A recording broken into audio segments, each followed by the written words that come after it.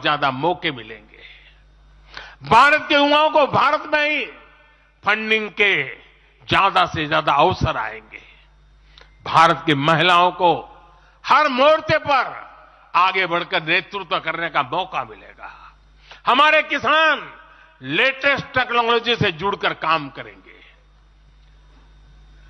कृषि उत्पाद में वैल्यू एडिशन करेंगे।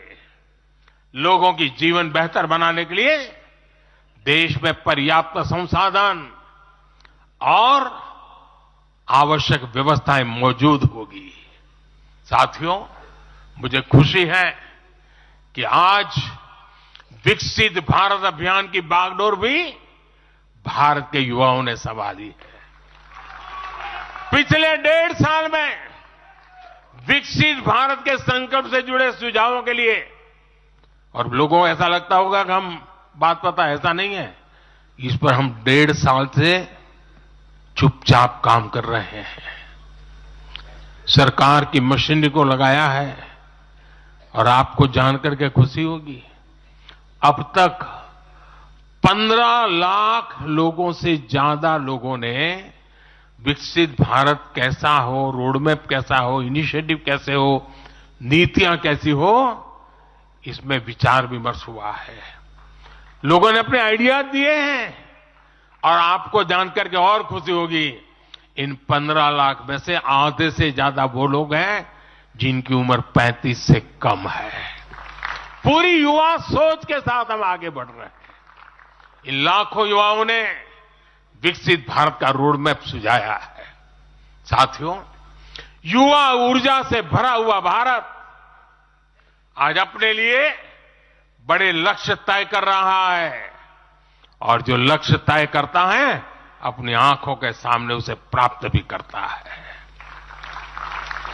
हम 2029 में 2029 में भारत में यूथ ओलंपिक के लिए तैयारी कर रहे हैं। हम 2036 में भारत ओलंपिक खेलों की मेजबानी करें, इसके लिए काम कर रहे हैं। हम 2030 तक हमारी रेलवे को नेट जीरो टारगेट पर लाकर के कार्बन मुक्त करने की दिशा में काम कर रहे हैं। हम 2030 के बजाय अपनी टारगेट डेट से 5 साल पहले ही पेट्रोल में 20% इथेनॉल ब्लेंडिंग का लक्ष्य भी हासिल कर लेंगे।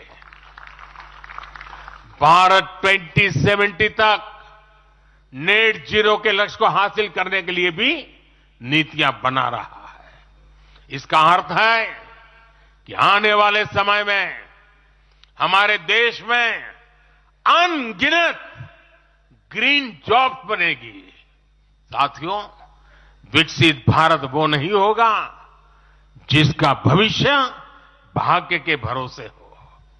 इसलिए दूसरे देशों पर भारत की निर्भरता को हम तेजी से कम कर रहे हैं। इसलिए हम देश के लिए बड़े लक्ष्य बना रहे हैं और उनके लिए योजनाबद्ध तरीके से काम भी कर रहे हैं।